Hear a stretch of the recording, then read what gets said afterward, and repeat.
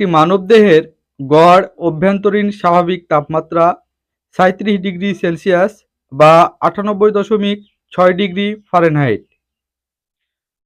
37 degree Celsius তাপমাত্রায় একটি মানবদেহ মোটামুটি স্বাভাবিক অবস্থায় থাকে। 38 ডিগ্রি সেলসিয়াস তাপমাত্রায় মানব শরীরে গরম লাগে, শরীর ঘেমে যায়, জল তেষ্টা পায়। 39 ডিগ্রি সেলসিয়াস তাপমাত্রায় হার্ট রেট বেড়ে যায়, ব্লাড প্রেশার বেড়ে যায়, শ্বাস নিতে কষ্ট হয়, শরীর বেশি পরিমাণে ঘামতে থাকে। 40 ডিগ্রি সেলসিয়াস তাপমাত্রা শরীর অভ্যন্তরে হলে মাথা ঘুরতে লাগে, শরীর কমজোরি হয়ে যায়, শরীরের ভেতরে সমস্ত অর্গানে চাপ অনুভূত হয়, মাথা যন্ত্রণা শুরু হয়, শুকনো অনুভব হয়।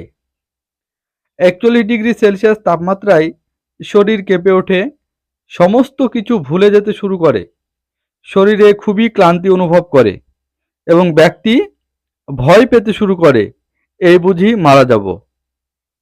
42 ডিগ্রি সেলসিয়াস তাপমাত্রায় ব্যক্তি সিরিয়াস কন্ডিশনে চলে আসে, জ্ঞান হারিয়ে ফেলে বা অজ্ঞান হয়ে যায়।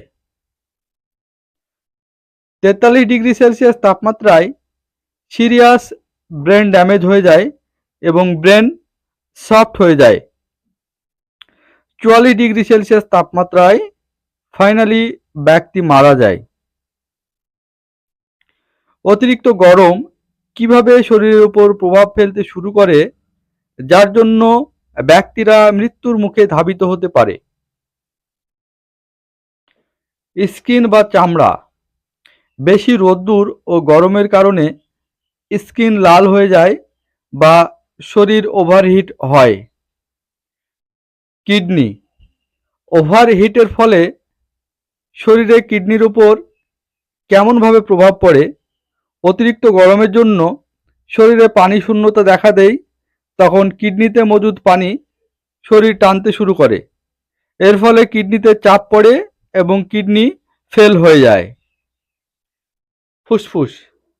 অতিরিক্ত গরমে আপনি যখন শ্বাস প্রশ্বাস গ্রহণ করবেন তখন শরীরের মধ্যে গরম অক্সিজেন প্রবেশ করে, যার জন্য শ্বাস প্রশ্বাস নিতে কষ্ট হয় এবং শরীরের ভেতরে তাপমাত্রা বেড়ে যায়।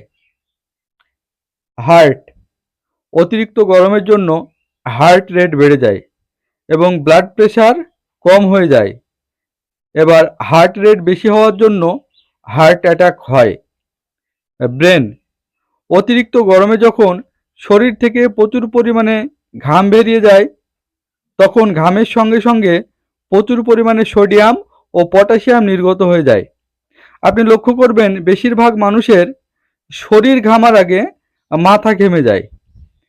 ও মস্তিষ্ককে আমাদের শরীরের হেড অফিস বলা হয়। এবার অতিরিক্ত পরিমাণে সোডিয়াম ও পটাশিয়াম নির্গত হয়ে যাওয়ার কারণে ব্রেন থেকে এক ধরনের লিকুইড নির্গত হয়ে যায়, যার জন্য শরীরের অভ্যন্তরে সমস্ত অর্গানিক আদান প্রদান দুর্বল হয়ে যায়।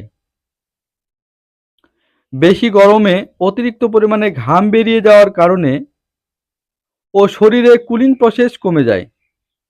এবার এই কুলিং প্রসেস কি? কুলিং প্রসেস হলো শরীর যখন ঘামতে থাকে তখন শরীরে একটু ঠান্ডা অনুভূতি হয়, যার জন্য আরাম বোধ হয় শরীরের মধ্যে। এটাই হচ্ছে মানবদেহের কুলিং প্রসেস। আর এই কুলিং প্রসেস কমতে থাকলে শরীরে অটোমেটিকভাবে টেম্পারেচার বৃদ্ধি পায়।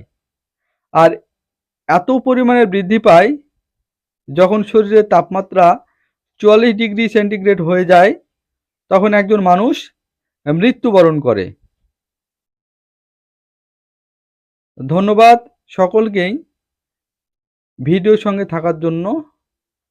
আগামীতে আরও সুন্দর সুন্দর ইনফরমেটিভ ভিডিও দেখার জন্য পেজটি অবশ্যই লাইক করুন এবং কি